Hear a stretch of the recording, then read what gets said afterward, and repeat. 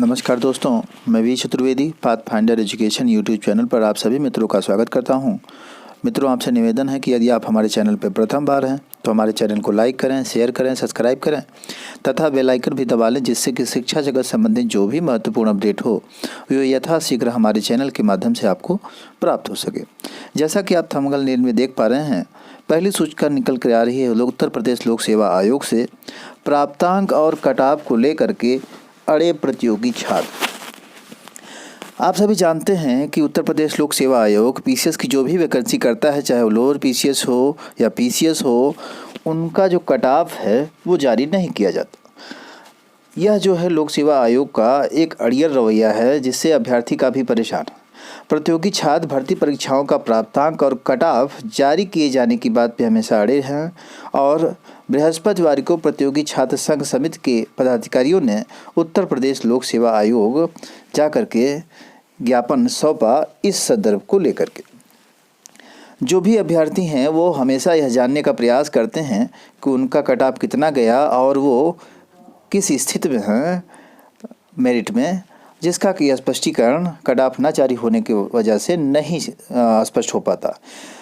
जैसा कि देख रहे हैं आप, पीसीएस 2018, लोअर पीसीएस 2015 व अन्य परीक्षाओं की मार्कशीट एवं कटाव अंक शीघ्र जारी किए जाने को लेकर के ज्ञापन जो है आयोग को सौंपा गया है। साथ ही हार्ड कॉपी जो कि आरटीआई स्वीकार करने की जो मांग थी, उसको लेकर के भी अभ्यर्थियों ने बात रखी है।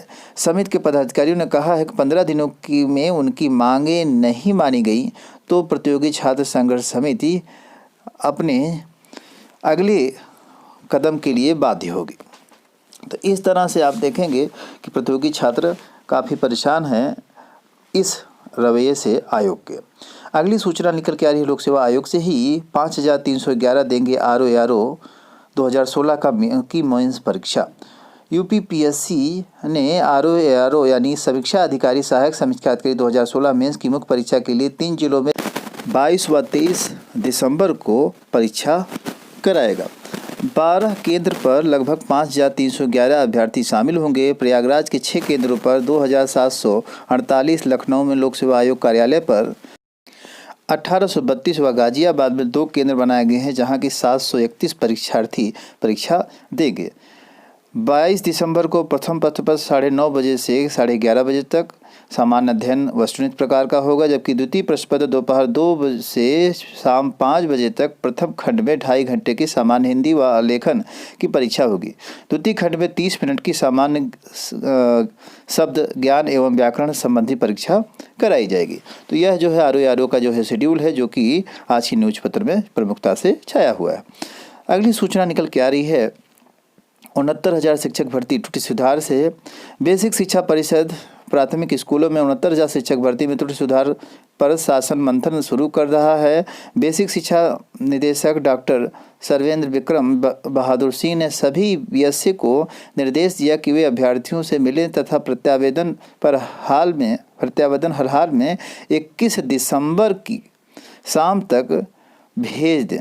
इसके बाद कोई भी प्रत्यावेदन स्वीकार नहीं होगा। प्रकरण के सभी तथ्य अभिलेख साक्ष्य के भी अनिवार्य रूप से भेजने को कहा गया है। तो यह एक महत्वपूर्ण अपडेट है त्रुटि सुधार अभ्यर्थियों के लिए। अगली जो सूचना आ रही है वह उत्तर प्रदेश माध्यमिक शिक्षा चयन बोर्ड की नई भर्ती से आ रही है। एडेड माध्यमिक कॉलेजों में भर्तियों को लेकर के प्रतियोगी छात्रों ने गुरुवार को माध्यमिक शिक्षा चयन बोर्ड पे किया धरना प्रदर्शन। उसमें काफ़ी अभ्यर्थी चयन बोर्ड पहुँचे और एक बड़ी संख्या में पहुँचने की वजह से कुछ निर्णित बातें निकल करके सामने आई। संशोधित विज्ञापन दिसंबर के अंत तक।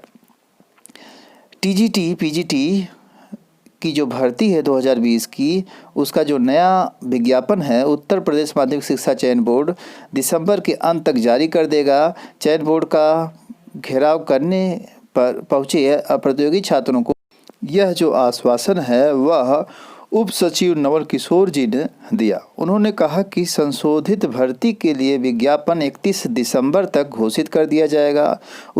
उप सचिव ने छात्रों को आश्वासन दिया कि नए विज्ञापन में चयन बोर्ड की बैठक में तदर्थ शिक्षकों को दिए जाने वाले भारांक पर फैसला लिया जाएगा। प्रतियोगी छात्र 20 अंक से अधिक भारांक नहीं दिए जाने की बात रख रहे हैं। चयन बोर्ड के घेराव के दौरान विक्की खान, आनंद यादव, रमेश कुमार, परमानंद पाठक आदि जो अभ्यर्थी थे वह उपस्थित रहे और जो भी स्पष्टीकरण आयोग ने दिया उससे स्पष्ट हो रहा है कि दिसंबर लास्ट तक जो विज्ञापन है वो जारी कर दिया जाएगा। आगे लिखा है, तदर्थ शिक्षकों को भारांक मिलने के बाद भी मेरिट जगह न मिल पाई अगर, तो उसमें नए अभ्यर्थियों को स्थान दिया जाएगा। EWS के जो अभ्यर्थी हैं उनको 10% आरक्षण दिया जाएगा। चयन बोर्ड के उप सचिव ने आश्वस्त किया कि 2016 का जो साक्षात्कार का परिणाम है वो भी जल्दी जारी किया जाएगा। सामाजिक विज्ञान आदि का भी साक्षात्कार जो हुआ है उसका भी परिणाम जल्द जारी किया जाएगा। सामाजिक विज्ञान के जो साक्षात्कार तिथि है उस पर जो फैसला होगा वो कोर्ट में 7 जनवरी की स्थिति के आधार पर लिया जाएगा और TGT जीव विज्ञान 2016 की जो परीक्षा तिथि है उसका निर्णय भी बोर्ड की अगली मीटिंग में स्पष्ट कर दिया जाएगा, ले लिया जाएगा। तो इस तरह से उम्मीद है कि 2016 की जो बायोलॉजी की अभ्यर्थियों की परीक्षा है वह नई वैकेंसी की जो परीक्षा होगी उससे पहले करा लेने की उम्मीद है। उत्तर प्रदेश में व्यक्तिगत परीक्षा फॉर्म भरने का लगा प्रतिबंध।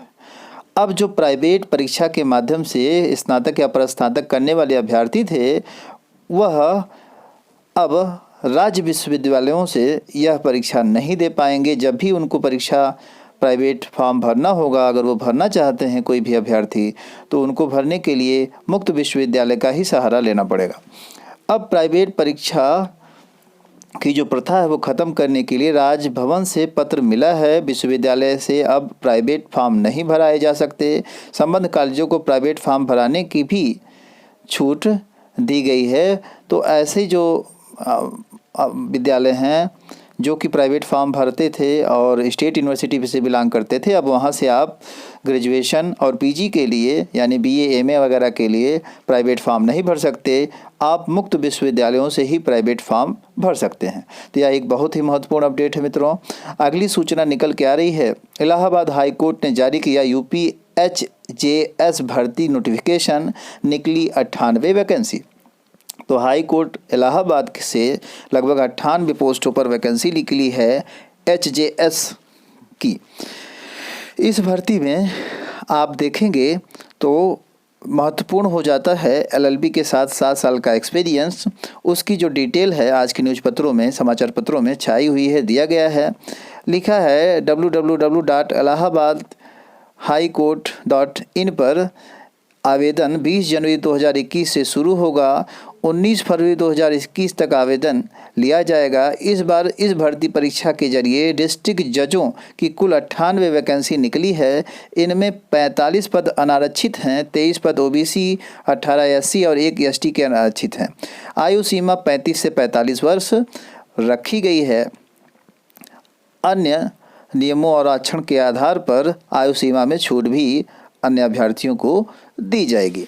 तो इस तरह से यह एक महत्वपूर्ण वैकेंसी है। जो भी अभ्यर्थी इसमें PCSJ वगैरह की तैयारी करते हैं, फॉर्म भरेंगे, वह फॉर्म भरने के साथ साथ अपनी तैयारी भी तेज कर दें। जल्द ही इसकी परीक्षा भी कराई जाएगी। जैसे कि महत्वपूर्ण तिथियों की बात करें तो आवेदन शुरू होने की जो तिथि है वो 20 जनवरी 2021 है और आवेदन की 19 फरवरी 2021 है। फीस भुगतान की जो अंतिम तिथि है 19 फरवरी 2021 है। एप्लीकेशन की हार्ड कॉपी स्वीकार करने की जो अंतिम तिथि है वो है 27 फरवरी 2021। प्रीलिम्स एग्ज़ाम की जो डेट है वह 5 अप्रैल 2021 रखी गई है। एडमिट कार्ड भी मार्च 2021 में आपके जारी कर दिए जाएंगे। अगली सूचना निकल के आ रही है UPSSC से। अगली भर्ती के लिए कैरी फॉरवर्ड करने पर प्रदेश सरकार और अधीनस्थ सेवा चयन आयोग से 3 सप्ताह में जवाब मांगा है। प्रदेश सरकार ने जवाब मांगा है अधीनस्थ सेवा चयन आयोग से कैरी फॉरवर्ड को लेकर के। इन पदों को भरे जाने की मांग भी की गई है। आप सभी जानते हैं कि UPSSC से ढेर सारी वैकेंसियाँ जो भी अब तक आई हैं उनमें से किसी वैकेंसी में यह जो है वेटिंग लिस्ट नहीं जारी करता। और इस आयोग की ही हम क्यों बात करें, उत्तर प्रदेश के ज़्यादातर जितने भी आयोग हैं जो भी भर्ती प्रक्रिया संपन्न कराते हैं उसमें वेटिंग लिस्ट नहीं जारी की जाती, जिससे होता क्या है कि जो अभ्यर्थी कम अंक पा कर के पीछे रह गए हैं और सीट खाली चली जाती है उनको भी अवसर नहीं मिल पाता, जबकि मेरिट कम करके उनको अवसर दिया जा। तो यह जो है जो UPSSC है ऐसा कार्य नहीं करता है। इसको लेकर के प्रदेश सरकार थोड़ी सी सख्ती अपना रही है और चयन बोर्ड से जवाब मांगा है। तो इन्हीं सारी सूचनाओं के साथ मित्रों आज की सूचना सुनने के लिए आप सभी मित्रों का बहुत बहुत धन्यवाद। एक बार पुनः से यदि आप हमारे चैनल को सब्सक्राइब नहीं किए हों तो सब्सक्राइब कर लें, लाइक करें तथा ज़्यादा से ज़्यादा लोगों में, दोस्तों में शेयर करें, जिससे महत्वपूर्ण सूचनाएं सभी के प्राप्त हो सके। धन्यवाद।